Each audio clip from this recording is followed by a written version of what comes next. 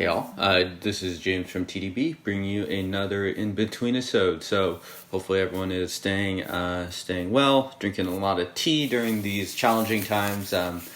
Good time to drink different teas. So taking this opportunity to continue this sort of ripe series, drinking a lot of ripe as usual every day. So today I am actually doing one that's sort of similar to the Hokai in the sense that it's not one that I own a cake of, but it's a sample that was sent to me by Scott. So thank you again to Scott.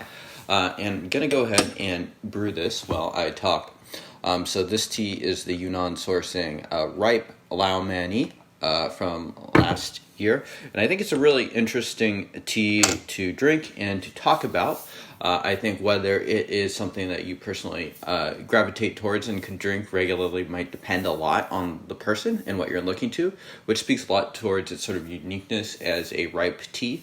It's a little more expensive. I believe it's had one price bump since it was created, but it sells for $59 for 200 grams, so that's 30 cents a gram, which is expensive for ripe, but I think it's actually a pretty darn reasonable price for something unique, and this is something that I think just about everyone should try to get this experience. I'll talk a little bit more about that later.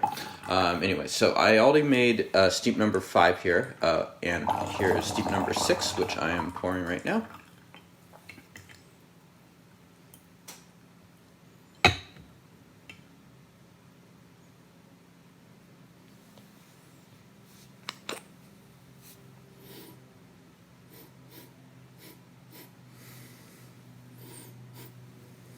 So the aroma, it's a little different from normal ripe. Doesn't smell quite as,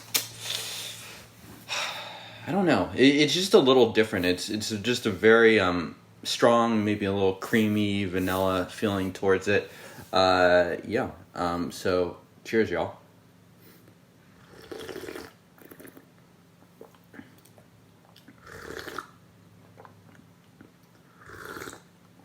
It's creamy. For me, the most noticeable thing about this tea is that it's decidedly not very sweet at all on the approach. It has some of that characteristic of the bawang tea of being just a little bitter.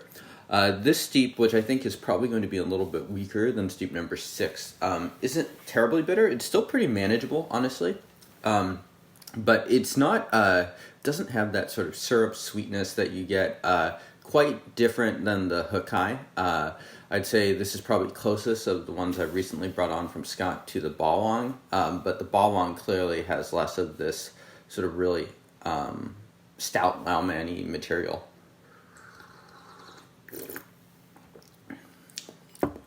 Yeah, sort of has those vanilla creaminess and is just very thick and stout rather than being more friendly and sweet.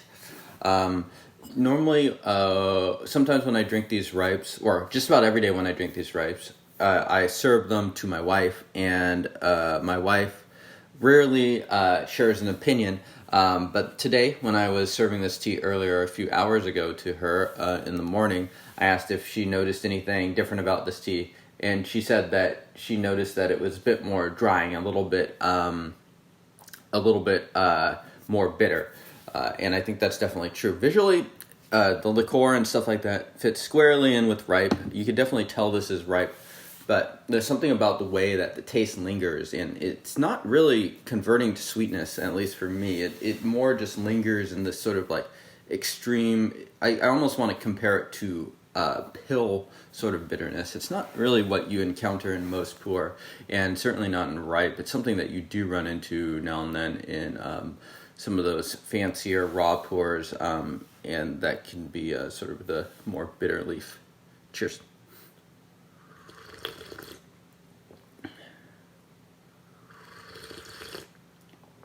So this steep is basically a more intense version of the last one.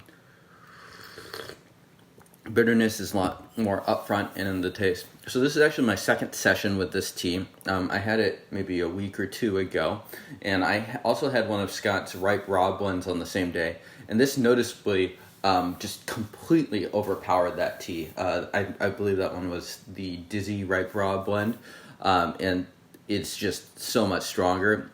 So much so that it was pretty hard to taste the Dizzy after this.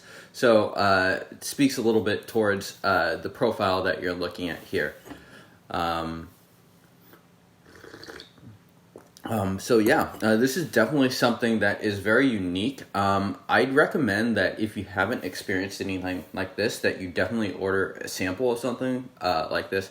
This is probably the cheapest example of a bitter ripe that I've seen. So 30 cents a gram is not cheap as far as ripe goes if we're doing like a cake to drink, but as far as like sampling goes, that's pretty good. So definitely worth trying to seeing if it's up your alley. For me, this is a really, really difficult tea to rate. For an example, I use the scale that Marco uses on his blog as well. So 6.2 to 6.9 has a special something, a positive attribute that stands out and impresses. This tea definitely has a special something, and I guess you could, whether it's positive or not, I think depends a lot on the drinker. For me, it's kind of neutral. So the next rating down is 5.4 to 6.1. Enjoyable, could drink regularly, but not impressive. For me, this is not something that I would want to drink regularly. And then a step below that is 4.6 to 5.3. Indifferent. This is a tea that exists, nothing impressive or off-putting. Again, I don't think that totally applies here either.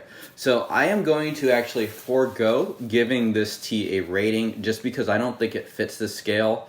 If you're talking about drinkability and stuff like that, I'm almost certainly not buying a cake of this tea.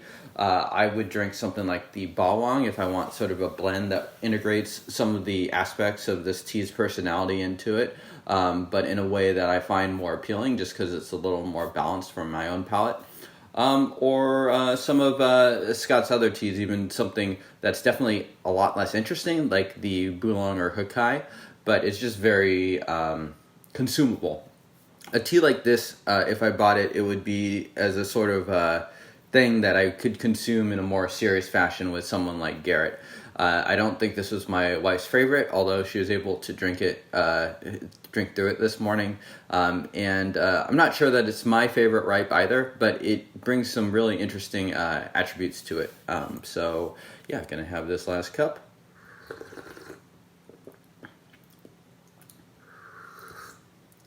And yeah, I suspect this tea will have above average longevity as well. So if that's something that matters to you for the ripe, or for your ripe sessions, then that could play a factor as well. Thank you all for tuning in. Let me know how you like this episode and what you would like to see. I'm trying to crank out a ton of these, so any suggestions are welcome. I will see you all next time. Cheers.